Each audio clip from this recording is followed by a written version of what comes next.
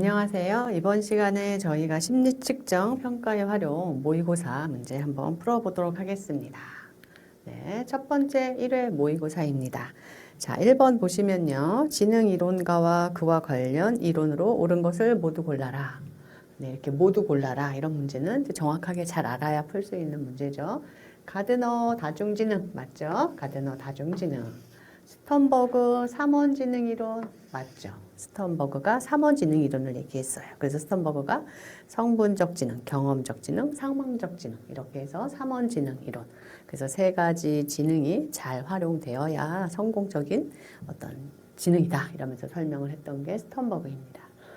젠세는 유전, 그죠? 유전에 대해서 강조했던 학자죠. 그래서 인종 간의 어떤 지능의 고전은 유전적 차이에서 온다라고 유전을 강조했던 학자예요. 이 3수준 지능 이론이 잘못된 설명이죠.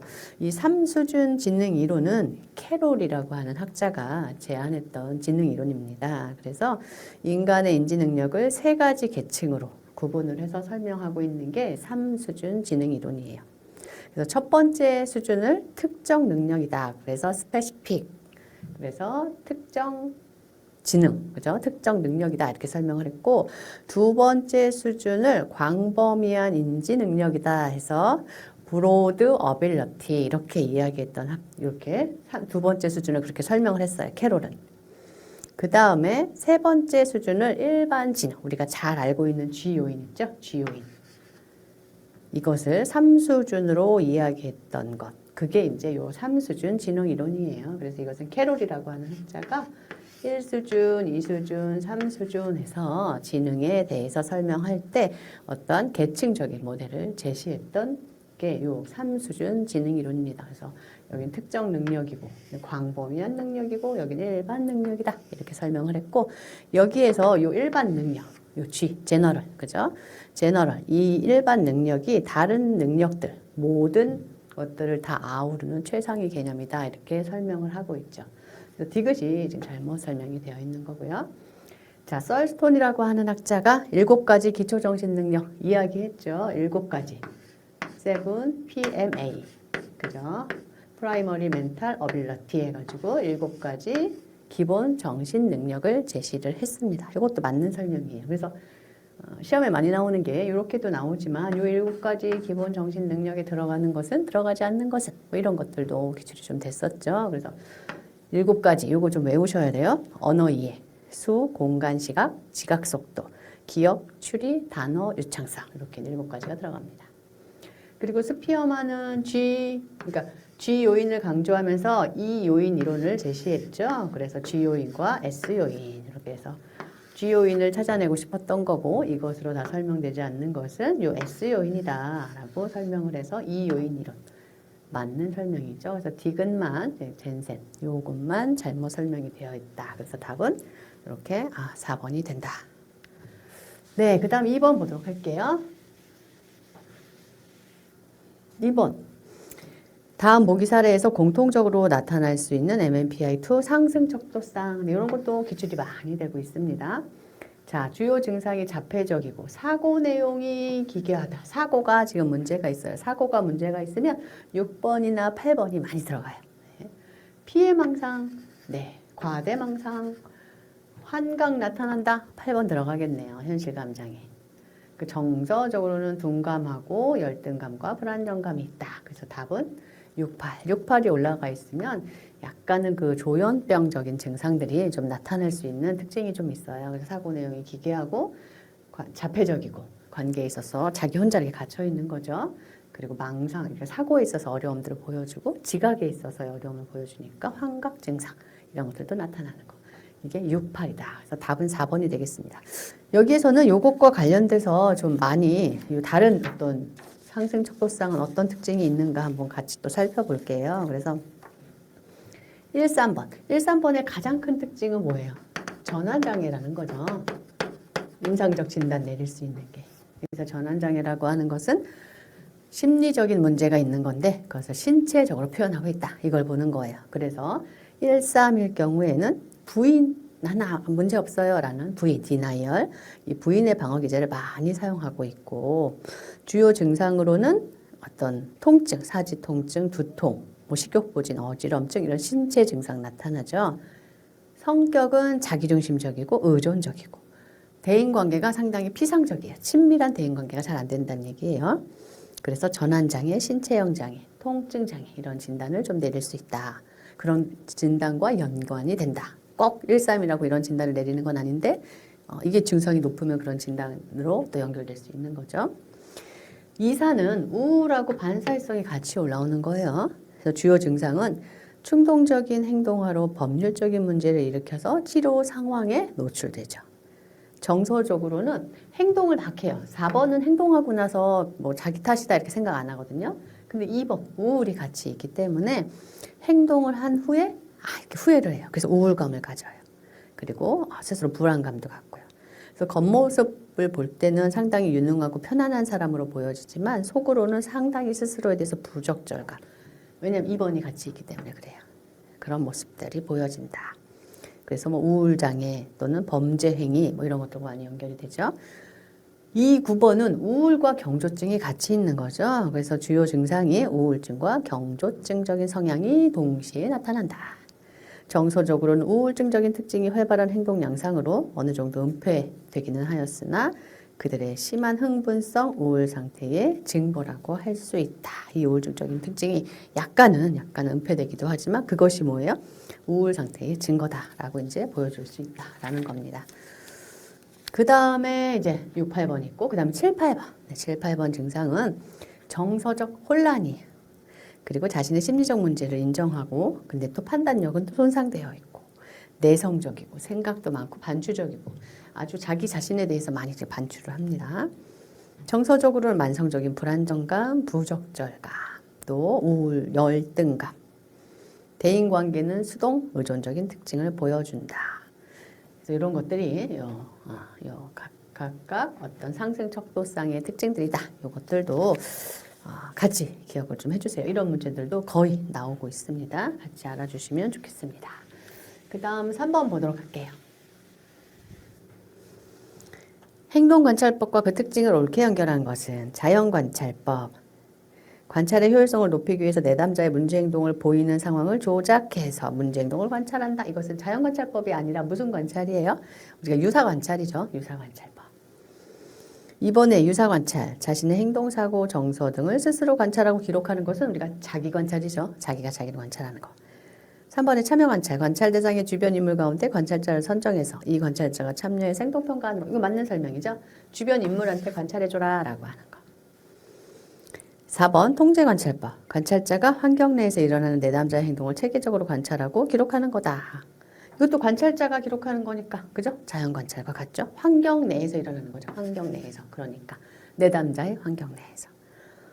5번 자기관찰, 관찰할 행동을 미리 선정하고 내담자의 집, 학교, 병원 등에서 자연스럽게 나타나는 문제 행동을 관찰하는 거다. 요것이 그죠? 요것이 자기관찰이 아니라 이것도 무슨 관찰이에요? 자연관찰이죠. 자연관찰. 그래서 다 잘못 설명되고 3번이 정답이 되겠습니다. 그 다음 4번 보도록 할게요. TAT에 대한 실시 방법, 옳은 것을 모두 골라라. 기억, 의심이 많거나 저항이 강할 때 다른 검사를 먼저 시행하는 것은 고려하지 않는다가 아니라 이렇게 의심이 많고 저항이 강할 때는 다른 검사를 먼저 실시하는 것도 도움이 됩니다. 니은, 검사 카드는 수검자의 성별과 연령에 따라 선택해야 되죠. 맞죠. 그래서 뭐 맨이냐, 피메일이냐, 그 다음에 뭐 보이냐, 걸이냐 이런 거 나눠서 검사를 실시를 하죠. 디귿, 필요한 정보가 있으면 수검자 반응을 하고 있을 때 질문을 하는 것이 아니라 이것은 아주 그죠? 주의해야 되는 거예요. 그래서 차라리 초보 검사자는 질문 안 하는 게 나아요. 중간 질문 같은 거. 안 하는 게 오히려 더 도움이 될 수가 있어요. 연상에 있어서 좀 방해가 될 수도 있고 그렇기 때문에 수검자가 이야기하는 과정에서 질문할 때는 정말 많은 임상적인 경험이 좀 필요합니다. 니을, 수검자의 지능이나 연령을 고려하여 지시문을 변경할 수 있습니다. 맞죠? 그래서 답은 니은, 니을 해서 3번이 되겠습니다. 5번 면접법에 관한 설명을 옳지 않은 것은 폐쇄형 질문은 수검자의 독특한 반응을 억제하겠죠. 뭐 있냐 없냐 맞냐 틀리냐 이렇게 물을 테니까. 반구조화 면접은 면접자의 판단에 따라 질문의 내용과 순서를 수정할 수 있죠. 구조화 면접은 초보 면접자에게 아주 도움이 돼요. 비구조화된 면접은 구조화된 면접보다 수동적이고 의존적인 수검자에게 더 도움이 되는 것은 구조화죠. 구조화. 그죠? 수동적이고 의존적인. 비구조화는 이렇게 오픈된 어떤 개방 질문들이 많이 되기 때문에 구조화된 면접이 훨씬 더 수동적이고 의존적인 수검자에게 더 유용할 수 있어요. 그래서 이렇게 잘못된 설명이고요. 5번 폐쇄형 질문은 성 또는 학대와 같은 문제를 확인하기에 아주 적합하다. 그래서 뭐 학대를 받았냐? 뭐 성폭력이 있었냐? 지금 그 가해자와 함께 있냐? 이렇게 딱딱딱딱 폐쇄형으로 묻게 되죠. 그래서 확인하기 아주 적합하죠. 그래서 답은 4번이 되겠습니다. 6번 심리검사 제작 순서. 검사 내용을 정의하고 검사 방법을 결정하고 문항 작성 및 예비 검사를 실시하고 신뢰도와 타당도를 검증한다. 가장 이제 중요한 게 이제 검사 내용 정의예요. 그죠? 요거. 이게 1번으로 나와 있는 게 네, 검사 내용 정의. 이게 여기 들어가 있으니까. 그리고 검사 내용 정의 여기 들어가 있으니까. 틀렸죠? 틀렸죠. 요거랑 같이 볼 수 있네요. 검사 내용 정의. 그다음에 검사 방법, 문항 작성. 네, 검사 방법. 여기 잘못된 거죠? 그렇죠? 그래서 1번. 검사 내용 정의하고 방법, 문항 작성, 신뢰도 타당도. 그래서 우리가 그 검사를 실시할 때, 심리 검사를 제작해서 실시할 때 이 순서들 잘 알아두시면 좋겠습니다. 내용 정리하고 방법 결정하고 예비 검사, 신뢰도 타당도 검증을 한다. 네, 7번 보도록 하겠습니다. 문장 완성 검사 SCT에 관한 설명으로 옳은 것을 보도 골라라. 1번. 기억의 자유현상을 토대로 하는 투사적 검사다. 투사적 검사 맞죠? 니은 검사의 객관성을 위해서 검사자는 문항에 대한 추가적인 질문을 해서는 안 된다가 아니라 하다 보면 이제 추가적인 질문들을 좀 유연하게 좀 할 수 있죠. 다른 어떤 객관적인 검사들보다 훨씬 더 추가적인 질문을 좀 할 수 있어요. 디귿 언어 발달이 완성되지 못한 아동에게는 적용하기 어렵다. 언어적으로 표현하는 거기 때문에 이런 어떤 특징이 있고요. 리을 로샤 검사나 주제 통합 검사에 비해서 덜 구조화되어 있는 것이 아니라 더 구조화가 되어 있죠. 조금 더. 그래서 SCT가 어느 정도 이렇게 좀 보이니까 뭘 물어보는지 알 것 같으니까 이걸 투사 검사로 넣어야 되냐 말아야 되냐 뭐 그런 이야기들도 나올 정도로 이런 검사에 비해서 더 구조화가 좀 되어 있는 특징을 보여주죠. 그래서 옳은 것만 고르면 기억 디귿해서 답은 2번이 되겠습니다. 8번 보도록 할게요. MMPI-A에서 청소년을 위해서 개발된 4개의 내용 척도가 아닌 것은 낮은 포부 척도, 가정 문제 척도, 품행 문제, 학교 문제, 소외 척도. 네, 요것은 기출이 많이 될 수 있는 거예요. 4개의 내용 척도. 답은 2번 가정 문제 척도죠. 이 가정 문제 척도 이것은 MMPI-2에도 있어요. 그래서 MMPI-A에서 청소년을 위해서 개발된 4개의 내용 척도에 들어가는 게 아니에요. 그래서 요 4개의 내용 척도는 꼭 알아두셔야 돼요. 낮은 포부, 품행 문제, 학교 문제, 소외 척도. 요거는 다른 것보다 꼭 알아야 돼요. 자, 먼저 우리 낮은 포부 척도라고 하는 것은 이 점수에서 높은 점수를 받으면 이 청소년은 성공하는 것에 대해서 흥미를 보이지 않는 특징을 보여줘요. 그 다음에 품행 문제를 가지고 있을 때는 절도, 좀도둑, 거짓말, 기물파손, 무례한 행동, 욕설, 반항적인 행동 이런 것들과 관련되는 게 품행 문제예요. 그 다음에 우리 학교 문제를 가지고 있을 때는 성적, 정학, 무단결석, 교사에 대한 부정적인 태도, 학교 혐오 이런 특징을 보여주죠. 그래서 또 기출이 많이 됐던 게 이제 각각의 특징들을 좀 설명하면서 그것에 해당되는 청소년 내용 척도가 무엇이냐 그것을 골라라 이런 것들이 또 기출이 된 적이 있어요. 기출이 되면서 요거 2개를 좀 비교해서 내죠. 그러니까 학교 문제는 학교에서의 어려움, 뭐 교사 어려움, 뭐 학교에서의 어떤 무단결석 이런 거고 품행 문제는 어떤 품행에 있어서의 그래서 도둑질, 기물파손 이런 것들과 관련이 되는 겁니다. 그 다음에 소외는 다른 사람들과 정서적 거리를 느끼는 것과 관련이 되죠. 이것이 MMPI-A에서 청소년을 위해서 개발된 4개의 내용 척도에 해당이 된다라는 것을 기억하시면 좋겠습니다. 그 다음 9번. 네오 PIR에서 다음 소척도의 점수가 상승했을 때 이에 대한 해석으로 적절하지 않은 것은 N요인, 신경증 요인이죠. 이것은 정서적으로 안정되어 있지 못한 거예요. 이게 높아졌을 때, 신경증이 높았을 때, 그죠? 높았을 때. 그래서 예민하고 과도한 욕망이나 충동과 관련이 되고요. 그 다음에 외향성은 사람들과 만나기 좋아하는 거, 적극적이고 자기 주장 잘하는 거, 열성적인 거. 개방성이라고 하는 것은 호기심, 개방된 거잖아요. 그죠?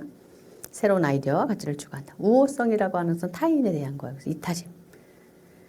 성실성, 정해진 원칙을 정확히 적용하기를 힘들어하거나 주어진 목표 달성을 하려는 의지가 부족한 특성은 성실성이 좀 낮을 때와 관련이 되죠. 성실성이 좀 높은 사람들은 목적지향적이에요. 조직적이고 자신의 어떤 의무, 계획적으로 잘 해낼 수 있는 능력이 있는 거죠. 그래서 지금 적절하지 않은 것은 우리가 5번의 성실성에 대한 이것도 기출이 많이 됐어요. 그동안 기출이 많이 됐던 문제 유형입니다.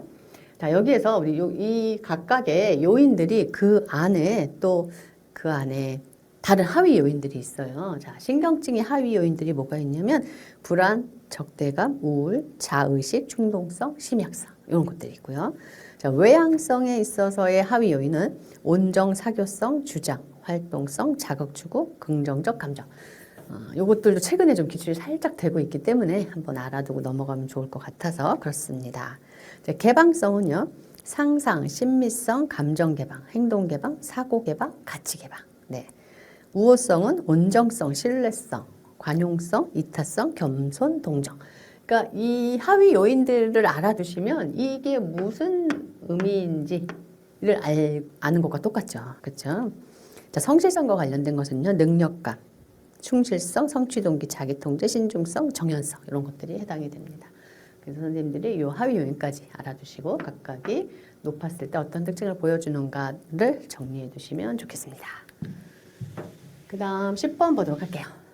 10번 로샤 검사 설명으로 옳지 않은 것은 잉크 반점에서 평소 잘 사용되지 않는 부분을 보고 반응할 때는 D로 채점한다. 맞는 설명이죠? 그래서 사용되는 영역과 관련돼서 W, D, D, D, S가 있는데 그 중에 이 DD를 물어보는 거죠. 그 다음에 weighted sum, 그러니까 W sum 6 이게 weighted 가중치를 부여한 6개 어떤 특수 점수들을 합한 거죠. 그래서 weighted sum 6가 크면 기이한 사고와 언어를 사용하고 있음을 말한다. 맞는 설명이에요. 이게 크면. 가중치를 부여한 거죠. 가중치를 부여하고 있는 것. 그래서 여기 weighted 6개, sum 6에 들어가는 것이 DV, DR, income, pecom, 알로그, 컨템 이렇게 들어가죠. 그것이 이제 weighted sum 6에 들어가는 거예요. 그래서 그것이 높다. 이게 크다. 기이한 사고, 언어 사용하고 있다. 3번 반점의 한 부분에서 지각한 것을 전체 영역으로 일반화하는 것을 패컴이라고 한다. 이 패컴은 두 개 대상을 잘못 합성한 것. 요것이 이제 패컴이죠. 그래서 두 마리의 토끼, 곰이 농구를 하고 있다. 이러면 이제 곰이 농구를 할 수는 없잖아요. 그런 걸 할 때 이제 패컴이 되는 거죠. 근데 이거 말고 인컴이라고 하는 게 있죠. 인컴은 하나의 대상을 잘못 합성했을 때, 그래서 뭐 닭의 머리를 한 사람 이럴 때, 여인 뭐 이럴 때, 이건 하나의 대상을 잘못 합성했을 땐 인컴이고 두 개의 대상을 잘못 합성하면 패컴이 되는 거고요. 요 3번에 나와 있는 하나의 부분을 전체 영역으로 일반화하는 것은 우리가 컨템이라고 하는 게 있었죠. 통합 실패 해가지고 그죠? 이렇게 쓰면서 요 하나를 지각한 걸 전체 영역으로 일반화한다. 그래서 예를 들어서 이런 거였죠. 이것은 집게발이다. 그러니까 이 전체는 개가 틀림없어요. 이렇게 얘기하는 거. 이런 것들이 여기에 해당이 되는 거죠. 그래서 여기도 잘못 설명이 됐고요. 4번 10장의 잉크 반점으로 된 대칭형 그린카드고 로샤카드는 형태와 색채는 물론 음영까지 다 고려합니다. 맞는 설명 답은 3번이 되겠습니다. 11번 보기 내용 해당되는 검사. 지능 요인이 성격으로 들어갔다. 이게 이제 많이 나와요. 지능 요인이 성격에 들어갔어요. 성격. 그러니까 성격 검사를 얘기하는 거겠죠. 인간의 행동을 기술하는 수많은 형용사들에서 최소한의 공통 요인을 추출했어요. 요인 분석으로 추출했어요. 이게 뭐예요? 16성격 요인 검사. 카테리한 16성격 요인 검사. 그래서 많은 형용사들을 요인 분석을 했더니 딱 이렇게 16개로 딱 모인 거죠. 근데 그 안에 지능이 들어가요. 그래서 낮은 지능, 높은 지능 이렇게. 또 다른 것은 냉정성, 온정성, 뭐 약한 자아 강도, 강한 자아 강도 이렇게 형용사로 표현하면서 이 중에 이제 어디 쪽에 속하냐 이렇게 보면서 이제 검사하는 거죠. 이게 16성격 요인 검사. 답은 3번이 되겠습니다. 우리 요거 MCMI라고 하는 게 있죠. MCMI라고 하는 것은요. 성격 장애 및 임상 증상을 평가하는 척도예요. 그래서 성격 장애에 있어서는 뭐 회피성, 뭐 의존형, 강박형, 자기애형 이런 것들을 이제 볼 수 있고요. 임상 증후군은 불안, 뭐 양극성, PTS, 뭐 PTSD 이런 거 있잖아요. 그런 것들을 좀 파악할 수 있어요. 그래서 이것은 성격 장애와 임상 증상을 평가하는 어떤 검사다라고 알아두시면 좋겠습니다. 그 다음에 4번에 나와 있는 거. 4번에 나와 있는 거 CPI라고 하는 것은 캘리포니아. 그죠? 캘리포니아 성격 검사죠. 그래서 캘리포니아 성격 검사. 이거는 이 다른 것들이 약간은 정신 장애나 이런 것들을 이제 어떤 검사하는 검사 도구들이잖아요. 병리적인 어떤 것들을 검사하는. 근데 요 CPI는 정상 성격 이해, 잠재력, 사회적 적응 능력 이런 것들을 좀 평가해요. 그래서 우리나라에서는 이거는 많이 안 쓰고 이거는 많이 쓰거든요. PAI는 많이 쓰는데 사실 이거는 많이 쓰지 않는데 이것도 이제 캘리포니아 어떤 성격 검사. 그래서 캘리포니아 사이콜로지컬 인벤토리 해가지고 CPI라고 하는 거. 이것은 어떤 병리적인 부분보다는 정상 성격을 이해하는 거, 잠재력을 파악하는 거, 사회적인 적응 능력을 평가하는 거. 그래서 대인관계 능력, 자기관리 능력, 뭐 성취 관련 특성, 자아 개념, 뭐 이런 것들을 좀 파악할 수 있는 게 CPI라는 검사입니다. 네, 이런 것들도 나왔으니까 한번 알고 넘어가면 좋죠. 그 다음 12번 보도록 할게요. 12번에는 이제 척도와 관련된 12번의 다음 보기 내용에 해당되는 척도와 기법은 구인에 대한 선호도를 표시한다.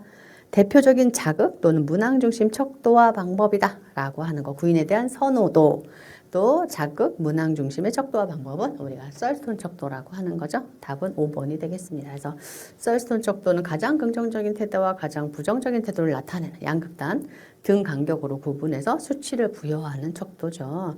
중요성이 있는 어떤 문항에 가중치를 부여하고 있는 척도가 이 썰스톤 척도가 되겠습니다.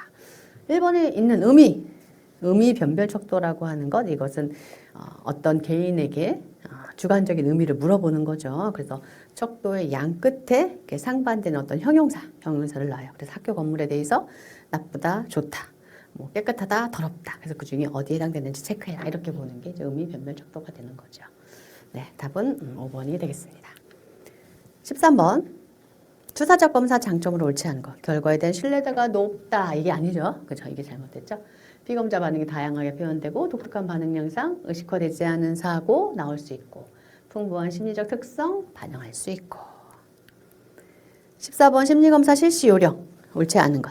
검사자는 검사 요강에 제시된 검사 실시 관련 정보들을 숙지한 다음 실제 검사 장면에서 다양한 조건들을 정확하게 적용해야 돼요.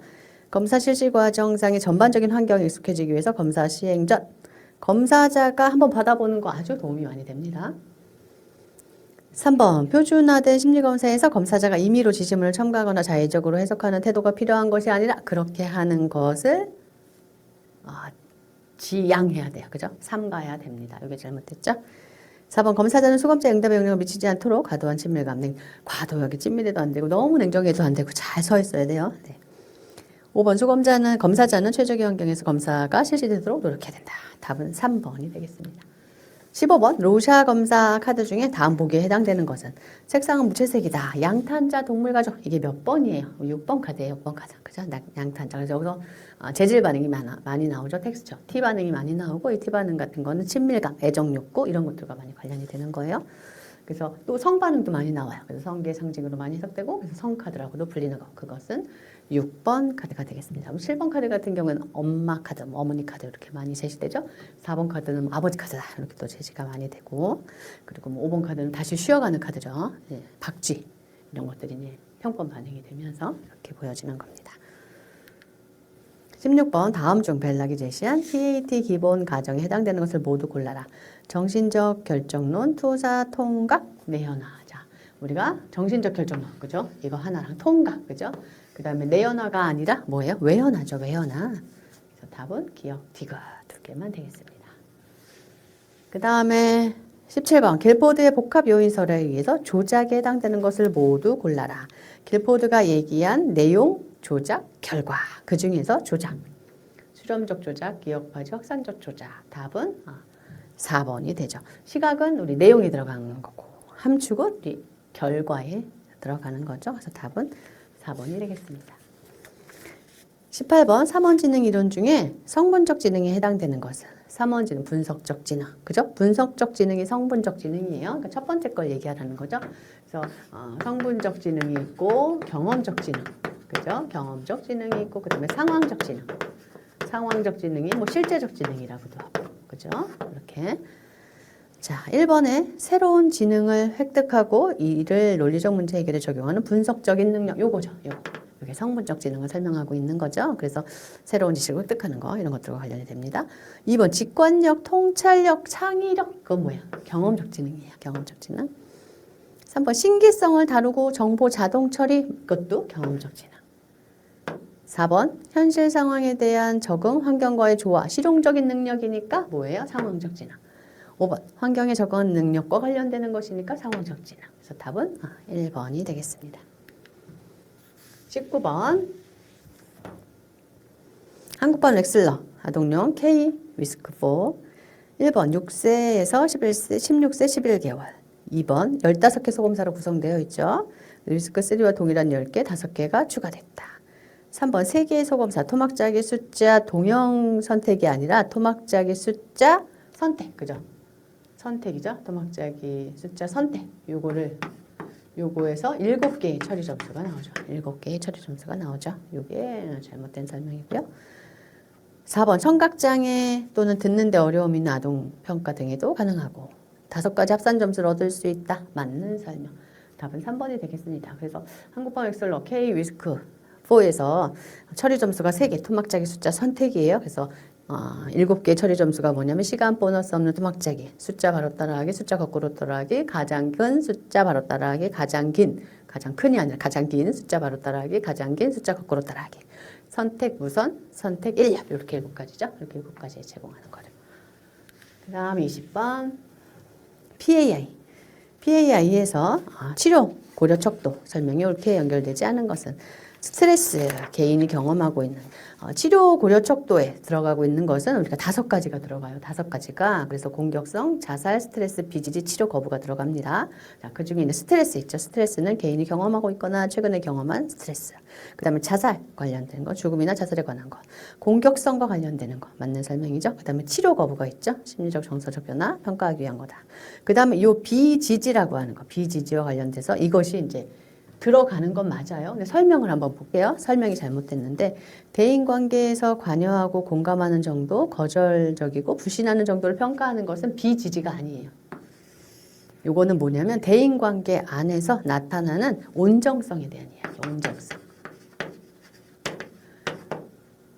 PAI가 대인관계 척도가 있죠. 대인관계 척도에 들어가는 게 지배성, 온정성이 있는데 이것은 대인관계에서 관여하고 공감하는 정도, 거절이나 불신을 정도를 평가하는 거, 이것은 온정성을 설명하고 있는 거죠. 그래서 이것이 지금 잘못 설명된 거다. 답은 5번이 되겠습니다. 21번 표준화 검사 제작 과정 중에 대략 5-6명에게 수검자 느낌을 하는 거. 이게 뭐예요? 예비검사. 그래서 파일럿 테스트라고 하는 예비검사 단계죠. 답은 3번이 되고요. 22번 K 웨이즈 4 작업기억 핵심 소검사 숫자 행렬. 행렬은 지각 추론의 핵심 소검사가 되고 동형 찾기는 처리 속도의 핵심 소검사가 되고 기호 쓰기도 처리 속도의 핵심 소검사가 되고 토막 짜기도 지각 추론의 핵심 소검사가 되죠. 답은 1번이 되겠습니다. 23번 지능 및 인지 검사에 관한 설명을 옳지 않은 것은 차례 맞추기의 모양 맞추기는 제외되었고 웨이즈4의 언어이해 소검사에는 공동성어의 상식 이해. 자, BGT는 시간의 제한을 주고가 아니라 시간 제한이 없어요. 그죠? 시간 제한이 없어요. 그래서 이게 지금 잘못된 설명이죠. 4번 KABC 카우프만 아동용 지능 검사는 좌반구, 우반구 기능 차이 초점을 두었어요. K-웨이즈포는 15개 소검사. 다 맞는 설명. 답은 3번이 되겠습니다. 24번 MBTI 선호도에 따른 성격 유형 중 감각형. 오감을 통해서 정보를 인식하는 거 맞는 설명. 은유, 공사 이것은 뭐야? 직관을 설명하고 있는 거죠. N. 현재 지향 세부. 정확한 일처리. 숲보다는 나무. 맞는 설명. 답은 2번이 되겠습니다. 25번 로샤. 다음 내용.